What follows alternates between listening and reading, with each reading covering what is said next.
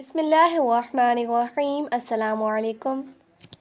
ہمارا آج کا موضوع 12 امام ہیں، وہ کون ہیں، ان کا شجرہ نسب کیا ہے اور ان کو کب اور کس نے شہید کیا۔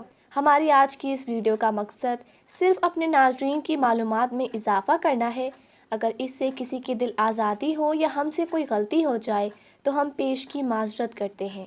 آئیں آپ کو اب 12 ائمہ کرام کے بارے میں بتاتے ہیں۔ سب سے پہلے امام علی بن ابی طالب ہیں۔ آپ مشہور صحابی، کاتب وحی، اہل سنت کے چوتھے خلیفہ، حضور صلی اللہ علیہ وآلہ وسلم کے چچا زاد بھائی، داماد مصطفیٰ صلی اللہ علیہ وآلہ وسلم اور 11 ائمہ کرام کے والد ماجد ہیں۔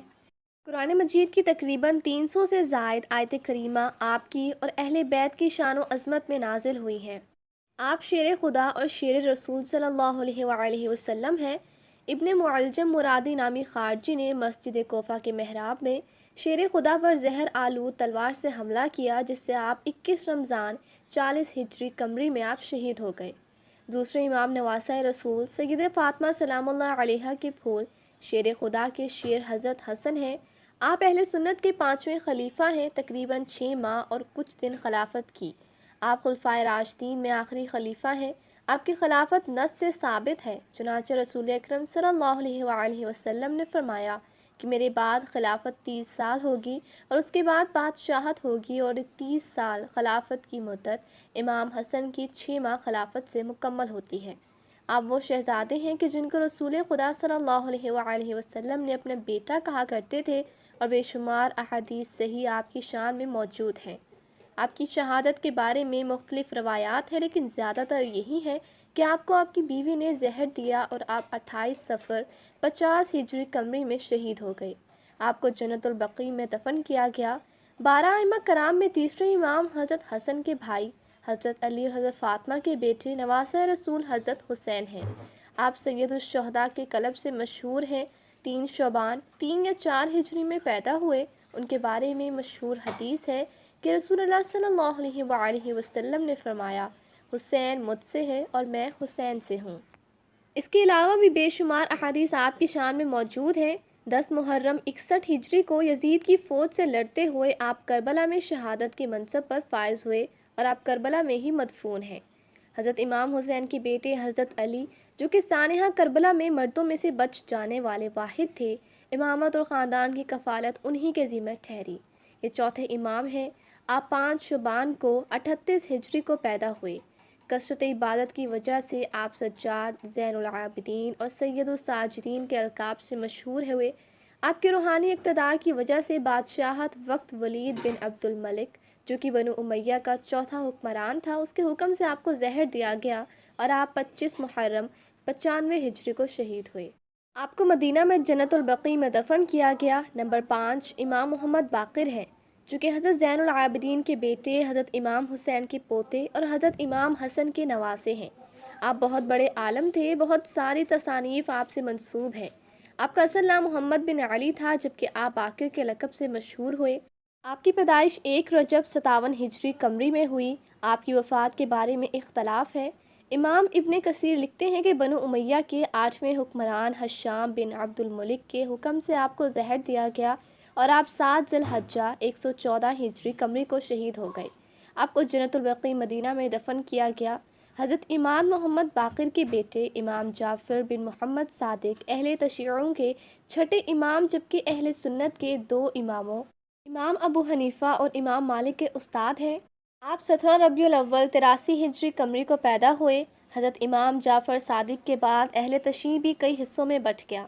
کچھ لوگوں نے امام جعفر کے بیٹے حضرت اسماعیل کی امامت کو مان لیا تو جبکہ کچھ لوگوں نے محمد الفتح کو اپنا امام چنا، جبکہ زیادہ تر لوگوں نے امام موسیٰ کا ضم کو ہی اپنا امام مانا۔ امام جعفر صادق بہت ہی بڑے عالم دین تھے، جن سے تقریباً ہر فقہ کے لوگوں نے فیض حاصل کیا، اور آج بھی ان کی تصانیف سے لوگ فیض حاصل کر رہے ہیں۔ مشہور کیمیاء دان جابرین حیان بھی آپ کے شاگردوں میں سے تھے۔ اکثر روایات یہی ملتی ہیں کہ آپ کو عباسی حکمران منصور کے حکم سے زہر دیا گیا۔ آپ کو بھی جنت البقیع مدینہ منورہ میں دفن کیا گیا۔ امام جعفر صادق کے بعد امامت کا صحرا ان کے بیٹے امام موسیٰ کاظم کے سر پر سجا، جو کہ 7ویں امام بنے۔ آپ کے ہی دور میں بحری اور اسماعیلی وجود میں آئے۔ آپ بہت بڑے عالم اور محدث سے بڑے بڑے محدثین نے آپ سے روایت لی ہے۔ مشہور روایت یہ ہے کہ عباسی حکمران ہارون الرشید نے آپ کو جیل میں ڈال دیا اور ایک آدمی کو مقرر کیا کہ وہ آپ کو زہر پلائے۔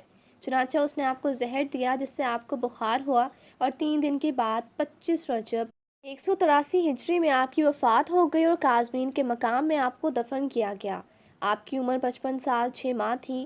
امام حضرت موسیٰ کاظم کے بیٹے حضرت علی بن موسیٰ 8ویں امام بنے، جو کہ امام رضا کے لقب سے مشہور ہوئے۔ آپ کی ولادت مدینہ 11 ذی القعدہ ہجری میں ہوئی۔ آپ بڑے محدث، فاضل اور بلند شان والے ہیں۔ 201 ہجری میں مامون الرشید نے آپ کو اپنا ولی عہد مقرر کیا، اور یہ اس لیے کہ اس وقت آپ کا کوئی مسل نہیں تھا۔ ولی عہدی کے بعد مامون الرشید نے اپنی بیٹی آپ کے نکاح میں دی۔ مختلف روایتوں کے مطابق جب آپ کی شہرت میں بے پناہ اضافہ ہوا تو مامون نے آپ کو ہی زہر دے دیا، جس سے 30 صفر 203 ہجری میں آپ شہید ہوئے۔ تو اس مشہد میں آپ کا مدفن ہے۔ نمبر 9، حضرت محمد تقی حضرت علی رضا کے صاحبزادے ہیں۔ اسم گرامی محمد، ابو جعفر کنیت جواد، مرتضی اور تقی لقب ہے۔ آپ کی پیدائش 19 رمضان 195 ہجری میں مدینہ میں ہوئی۔ جب حضرت علی رضا رحمۃ اللہ فوت ہوئے تو حضرت تقی رحمۃ اللہ کی عمر تقریباً 9 سال تھی، لیکن کم سن ہونے کی وجہ سے پھر بھی علم و فضل سے مالا مال تھے، کیونکہ علم و فضل ان کو ورثہ میں ملا تھا۔ مامون الرشید نے اپنی بیٹی ام الفضل کا نکاح آپ سے کر دیا۔ نکاح کے 1 سال کے بعد تک آپ بغداد میں مقیم رہے اور پھر مدینہ منورہ تشریف لائے۔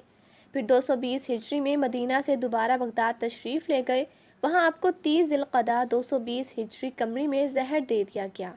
روایات کے مطابق مامون کے بعد بننے والے خلیفہ معتصم نے آپ کی بیوی ام الفضل کے ہاتھوں آپ کو زہر دلوایا، جس سے آپ کا انتقال ہوا۔ آپ نے 25 سال کی عمر پائی۔ 10ویں امام حضرت محمد تقی کے بیٹے حضرت امام نقی ہیں، جو کہ 15 ذی الحجہ 212 ہجری کو پیدا ہوئے۔